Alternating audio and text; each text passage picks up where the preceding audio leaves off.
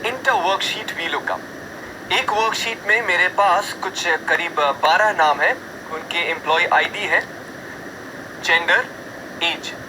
और एक दूसरे शीट में मेरे पास 4 रैंडम एम्प्लॉय आईडीज है।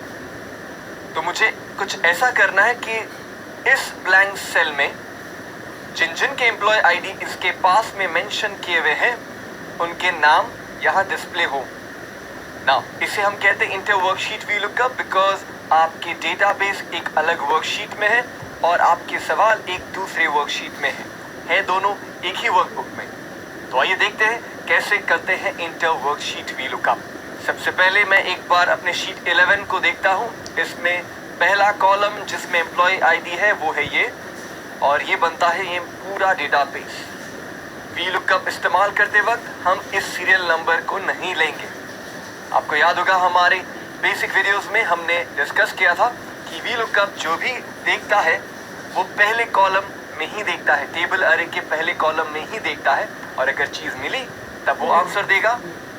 आराम से लिखेंगे दोस्त, कोई जल्दी नहीं है, और जो लिखेंगे वो जबरदस्त लिखेंगे। So equal to VL, press करता हूँ टैब की, लुकअप वैल्यू, चूज करता हूँ एम्प्लॉय आईडी, ये है पहला। हम हेडिंग को चूज नहीं करेंगे दोस्त, क्योंकि हम चूज कर रहे हैं एम्प्लॉय आईडी जो कि मेरे लिस्ट में कहीं ना कहीं होना चाहिए, कॉमा। अब टेबल अरे की बारी आती है, सो मैं शीट ऐप को क्लिक करने वाला हूँ। डरिए मत, ये फॉर्मूला अपने आप इस फंक्शन बार में कंप्लीट होता नजर आएगा आपको धीरे धीरे। आपको सीधा शीट 11 में जाना चाहिए। अच्छा, एक चीज गौर कीजिएगा, जैसे ही आप शीट 11 में जाते हैं, देखिए शीट 11 लिखा आया और उसके बाद एक्सक्लेमेशन भी आता है। ये इसलिए आता है क्योंकि एक्सेल फॉर्मूला को ये मालूम होना चाहिए कि टेबल अरे कहाँ बैठा है, ये शीट 12 में है, शीट 10 में है या 11 में है। इसलिए मैं उसे हटाता नहीं हूँ, मैं अपने टेबल को सावधानी से चूज करता हूँ और चूज करने के बाद गौर फरमाता हूँ कि इस अरे में क्या आ रहा है। C3 हूँ F4, जिससे डॉलर लग जाएगा दोस्त। और बहुत इंपॉर्टेंट है, F4 की इमीडिएटली बाद आप कॉमा भी प्रेस करें।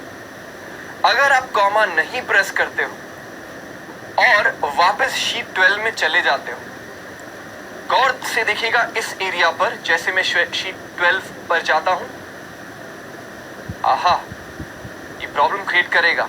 इनफैक्ट वापस दिखाता हूं, शीट 11 में जाकर मैंने चूज किया टेबल अरे को, मैंने प्रेस किया F4, वापस शीट 12 में जाता हूं। आप देख रहे हो शीट 11 से शीट 12 का नाम भी चेंज हो गया है। इसका मतलब वीलुकअप देखेगा तो इस लुकअप वैल्यू पर टेबल अरे इस ब्लिंकिंग बॉर्डर एरिया में ढूंढेगा। ऑफ कोर्स ये नंबर जो आप देख रहे हो इस टेबल के पहले कॉलम में नहीं है, और इसलिए आंसर भी आपको NA मिलेगा। सो इसे ध्यान में रखते हुए एक बार वापस सही तरीके से फॉर्मूला लिखते हैं। इंपॉर्टेंट है इसलिए दोबारा दिखाना चाहूंगा। लुकअप वैल्यू, कॉमा, बड़े रॉब से शीट 11 में जाइए, चूज कीजिए टेबल अरे को, प्रेस कीजिए F4 और कॉमा भी।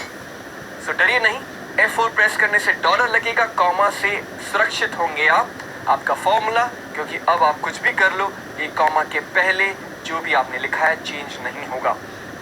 अब कॉलम इन नेक्स्ट नंबर, इसका मतलब क्या है, 1 2 3 4, आपने 4 कॉलम वाले टेबल को चूज किया है और आपको नाम चाहिए। नाम कौन से कॉलम में है, दूसरे, इस टेबल के दूसरे कॉलम। प्लीज नोट कीजिए कि गिनती मैंने यहां से शुरू नहीं की, 1 2 3, वो गलत होगा। मेरी गिनती शुरू होगी एम्प्लॉय आईडी से, 1 2, लिखता हूं 2। आपके फॉर्मूला धीरे धीरे यहां बन रहे हैं, आप देख पा रहे हो। अब मैं कॉमा प्रेस करने वाला हूं, क्योंकि अब जो चौथा पैरामीटर मुझसे पूछेगा ट्रू या फॉल्स। फॉल्स मतलब एग्जैक्ट मैच। अगर आप कोई नंबर ढूंढ रहे हो और वो नंबर एग्जैक्टली वही हो, तभी आंसर निकालने में मजा है दोस्त, नहीं तो गलत आंसर में क्या मजा। इसलिए हम इसे खाली नहीं छोड़ेंगे। अगर आप खाली छोड़ देते हो तो इसे 1 माना जाएगा, इसलिए मैं इसे लिखता हूँ 0। आपको याद होगा हमारे पुराने डिस्कशन से कि फॉल्स मतलब 0 और ट्रू मतलब 1 भी लिख सकते हो। तो मैं करता हूँ ब्रैकेट्स क्लोज और प्रेस करता हूँ एंटर, और बड़ी आसानी से मुझे मिलता है आंसर हॉप्स पैट सी। ये नंबर 1333 चेक करता हूँ, 1333 आहा, ये रहा हॉप्स पैच हमारा।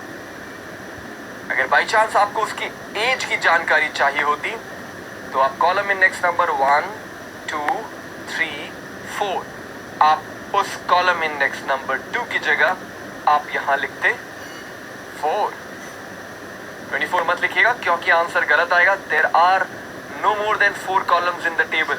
4 कॉलम की टेबल है, 24 कॉलम मिलेंगे नहीं, आंसर ए नहीं आएगा। इसे ठीक करता हूं।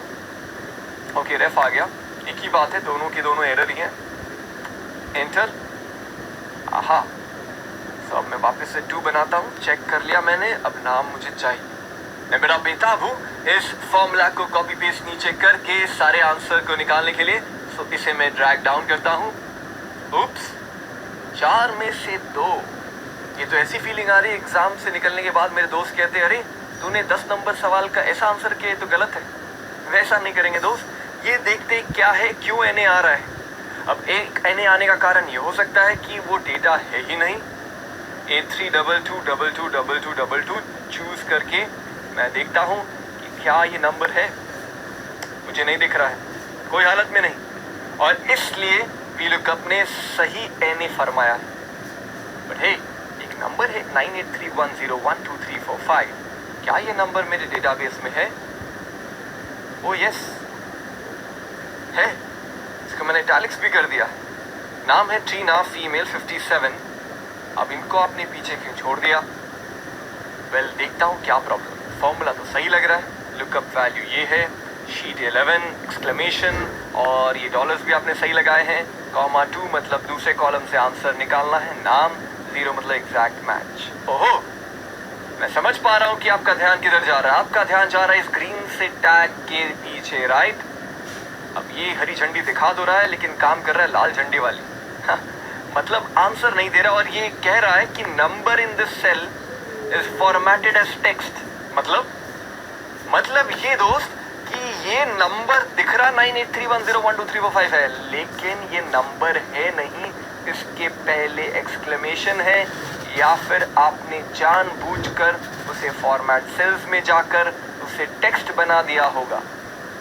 तो इसे ठीक करने के लिए काफ़ी तरीके हैं, उनमें से एक कॉमन तरीका ये है कि आप इस एक्सक्लेमेशन में जाएं और क्या कहेंगे, कन्वर्ट टू नंबर। और जैसे ही आप नंबर करते हो, आंसर आपके सामने। टीना भी आ गई, उनको पीछे नहीं छोड़ेगा, 57 है, सीनियर सिटीजन है।